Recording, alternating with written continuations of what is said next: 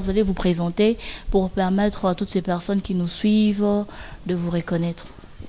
D'accord, je suis le prophète Azara Avin, responsable de l'église de Prophetic House of Destiny à Limetefuna.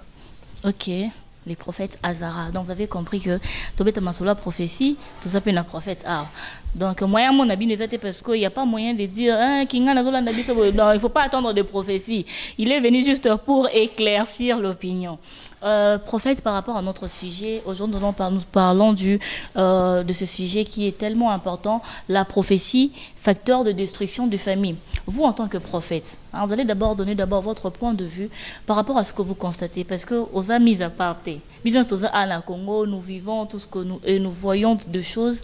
Alors, par rapport à ce que nous constatons aujourd'hui, par rapport à la répercussion, parce que la prophétie, c'est la parole de Dieu, c'est une parole pour nous édifier, mais ils appellent à tomber nango parce que prophétie a la moi et bougera quelque chose. Maintenant par rapport à il y a prophétie il y a peut-être pour deux familles. Net une famille qui gagne, vous devez faire ceci, vous devez faire cela, c'est comme un facteur wana. Ils ont contribué à la destruction, à la développement de la famille. Merci maman Christina. Bon, il faudra déjà savoir que à la base, pour ce qui est la vérité autour, il y a prophétie. Lorsque le Seigneur arrive à parler au travers d'un roi, ce n'est pas pour détruire, ce n'est pas pour déstabiliser, ce n'est pas pour séparer. Parce que la prophétie, ça vient des dieux. Okay. Tout ce qui vient des dieux contient en soi éléments et nature en Zambé. Puisque Dieu est saint, tout ce qui vient de lui, ça aurait ses caractères de sainteté. Puisque Dieu est éternel, ce qui vient de lui, ça sera ainsi. Alors comme Dieu est amour, tout ce qui vient de lui, ça doit contenir aussi un élément et un caractère en Zambé. Okay. Donc à la base de ça, la prophétie qui vient des dieux, ça ne vient pas pour détruire, ça ne vient pas pour déstabiliser, ça ne vient pas pour séparer, ça ne vient pas pour diviser. Mais la prophétie peut venir par le canal d'un homme, ça peut venir pour orienter, ça peut venir pour avertir, ça peut venir pour prévenir par rapport à un danger. Okay. Mais ça arrive puisqu'il s'agit de canaux humains. Ce sont les hommes par lesquels le Seigneur passe pour donner un certain message. Ça peut arriver lorsque le canal qui est l'homme, le prophète, en exemple, lorsque le canal utilisé a s'y prendre nécessité. Okay. Là, à ce moment, le message donné, il n'a pas eu à faire avancer avec une sagesse qu'il faut. Et ça fait en sorte que le message qui venait des dieux, qui ne devait pas diviser, mais par rapport, il y a manque, il y a sagesse, il y a l'instrument que Dieu a utilisé, ces messages viennent par la suite diviser. Je donne un exemple rapidement. Vous parlez de quelque chose, le Seigneur est en train de parler par rapport aux familles, et je vous ai écouté dire autour de sorcellerie et tout ça. Lorsque le message vient effectivement des dieux, parce qu'on ne contrôle pas Dieu, Dieu est souverain, il peut révéler n'importe quoi dans une famille. Mais lorsque le message vient nécessairement des dieux, il y a une sagesse qui vient de la part de l'instrument que Dieu a choisi. Oh, il faut esunga bato ba recevoir message, la famille recevoir le message esunga bomba eba par rapport à tel message, qu'est-ce que nous devons faire, comment nous devons avancer par rapport à ce message. Si en exemple le message parle autour d'un membre de la famille qui est sorcier ou qui à la base il y a certaines réalités tristes qui se déroulent dans la famille. Alors, le message, ça peut venir pour aider la famille à comprendre la réalité spirituelle obscure dans la famille. Mais ça ne s'arrête pas là. Il y a une sagesse qui doit accompagner cela pour aider la famille. Là, maintenant, si Koeboyebi, que Ndeko X, qu'est-ce que vous êtes censé faire? Maintenant, donc, qu'est-ce que vous êtes censé faire? Ce n'est pas que chasser Ndeko Wana X, parce que Dieu ne vient pas pour arriver à diviser le famille. La cellule de base de la société, nous le savons, c'est la famille. Et lorsque on ne sait pas au niveau déjà de la famille d'avoir le base nécessaire autour de la vie chrétienne, c'est déjà toute une société qui en pâtit. Voilà pourquoi le diable vient combattre déjà dès au niveau de la famille. Lorsque maintenant, nous, hommes des dieux, prophètes, au travers le message qu'on reçoit de la part des dieux, on arrive à diviser cette cellule de base de la société. On ne travaille pas pour la gloire des dieux, mais peut-être sans comprendre ou inconsciemment, on travaille pour faire avancer le dessein du diable. Parce que son dessein à lui, c'est que la cellule de base, on va la désintégrer. Mais alors, c'est important, après le message comme ça, qu'on sache maintenant comment mieux orienter la famille pour qu'il n'y ait pas de problème par la suite. Mais aussi un autre élément important qu'il faudrait ajouter, peut-être dans la suite, j'expliquerai cela mieux. Lorsqu'il s'agit d'une prophétie, le message on reçoit, ça vient de la part des dieux. Mais ce qu'on dit, c'est nous qui revêtons cela d'un corps. On ne dit pas toujours tout ce qu'on voit. On ne dit pas toujours tout ce qu'on a reçu des dieux. Ce qu'on a reçu des dieux, c'est ça le message central, mais on doit le revêtir d'un corps. Donc ce que je dis à la famille, c'est moi qui suis en train de choisir le mot que j'utilise pour communiquer à la famille. Mais pourtant, le message, ça vient des dieux. Donc, je veille juste à ce que je communique à la famille, idée centrale, nango, que ce soit ce que Dieu m'a dit. Alors, il peut aussi se faire pour éviter certaines situations difficiles à la famille, que je choisisse le mot qu'il faut, qui ne pourrait pas laisser une interprétation à ma baie derrière moi. Parce que moi, je ne suis pas de la famille, je viens juste pour un moment, mais pourtant, la famille est là pour toujours. Si on apporte un mauvais élément dans la famille, ça peut faire que des années après, des décennies après, que la famille allait se perdre totalement. D'où l'homme des dieux, l'instrument que Dieu choisit, utilise, doit comprendre comment arriver à revêtir le corps qu'il faut au message qu'il reçoit de la part des dieux pour certaines familles, quand il s'agit de messages qui ont un caractère un peu plus négatif. Alors on comprend que la prophétie vient de Dieu, mais c'est l'instrument que Dieu utilise pour que prophétie wana et comme la famille wana, c'est l'homme ou encore c'est l'instrument qui choisit quoi dire, comment employer les mots. Alors quand on constate que une prophétie est utile, mais comme vous avez très bien expliqué, instrument, il faut apona, biloko, parce que déjà de base, comme vous avez dit, Dieu n'est pas là pour séparer. Lui-même est amour, alors l'amour ne sépare pas, l'amour unit. Alors si cet instrument qui est censé choisir des mots ou encore des paroles qu'il faut pour réunir une famille n'arrive pas à choisir ces mots ou encore n'arrive pas à être ces canaux qui unit mais qui sépare les familles? Y a-t-il des facteurs ou y a-t-il des choses à la base qui poussent à cet instrument tel qu'il a reçu? Oui, il y a des paroles ou encore des choses on que ce que a propriété à comprendre directement en interprétant d'une autre manière. L'instrument est capable, comme vous avez dit, de donner l'idée ou encore la prophétie tout en gardant l'idée centrale, mais pas pour séparer. Mais qu'est-ce qui fait en sorte que cet instrument ne cherche pas, malgré que la prophétie en soi peut avoir des explications contraires à notre famille? Qu'est-ce qui fait en sorte que l'instrument a l'ukate ko sangisa meko kabula, malgré que la prophétie elle-même ne sépare pas? Oh, il y a plusieurs raisons qui peuvent justifier cela, mais j'essaie un peu à épingler quelques-unes très rapidement. Parmi ces raisons, c'est aussi la qualité de vie de l'instrument. Okay. C'est aussi la qualité de vie de l'instrument. C'est important, bon, j'essaie un peu une manière simple de pouvoir le dire. Dieu, il est saint, Dieu, il est amour, mais lorsque Dieu arrive à passer par le canal d'un homme, le message de Dieu, ça peut être entaché par la qualité de l'âme de la personne par qui Dieu passe. Je prends un exemple, ça arrive, je ne sais pas trop si pareille chose vous est déjà arrivé, pour nous autres ça nous est déjà arrivé à bien de reprises. Vous êtes dans une retraite en train de prier et il y a une sœur touchée par l'esprit qui commence à donner de messages prophétiques. Bon, généralement, alors, quand la sœur est en train de parler, on sous-entend que c'est le Seigneur qui nous parle. Mais ce qui sort de la bouche de la sœur, ce sont des mots que nous comprenons. C'est en français ou soit en lingala. Je nous donne un exemple très rapidement, ça peut faire rire, mais c'est une réalité. Ça nous est arrivé une fois, il y a très longtemps, dans une retraite, comme ça, le Seigneur touche quelqu'un et la sœur commence à donner des messages prophétiques. Et alors que le Seigneur est en train de parler, on s'est arrêté un moment pour se dire, qu'est-ce qui se passe? Le Seigneur ne fait que commettre des graves...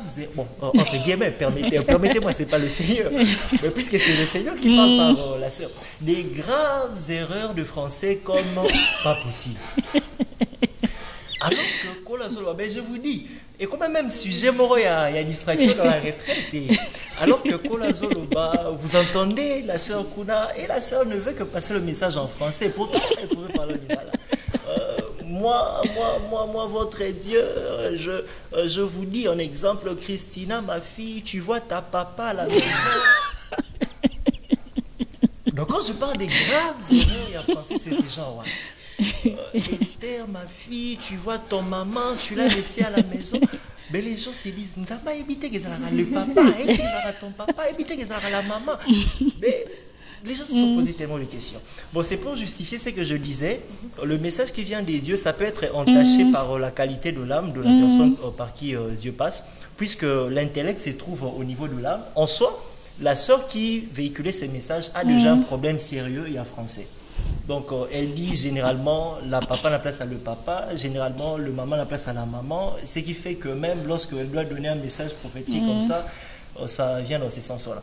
Bon, c'était pour répondre à la préoccupation et à ma Esther.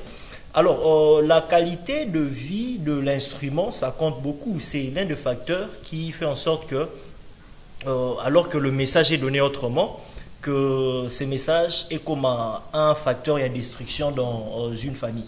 Lorsque l'instrument, qualité de vie, naïe et sa bonté, et d'un autre côté, lorsque aussi l'instrument choisi, entre guillemets, le prophète n'a pas la sagesse nécessaire. Parce que la sagesse est importante, vraiment ma casse dans ces domaines avec le message à donner. Parce que c'est important de savoir, pas seulement autour d'une famille, on peut donner un message qui est vrai et juste après finir en prison. On peut donner un message qui est vrai, on dira persécution et tout, mais ok, mais prison. On peut donner un message qui est vrai et juste après être enlevé et qu'on arrive à te tuer par la suite pendant que Nzamba Lingyo Koufa na période où on a été. Alors, la sagesse est très importante et très capitale parce que ça va aider l'instrument à comprendre quand dire quelque chose, comment le dire et à qui le dire. Et aussi de ces messages, on ne dit pas à tout le monde. On ne dit pas à tout le monde.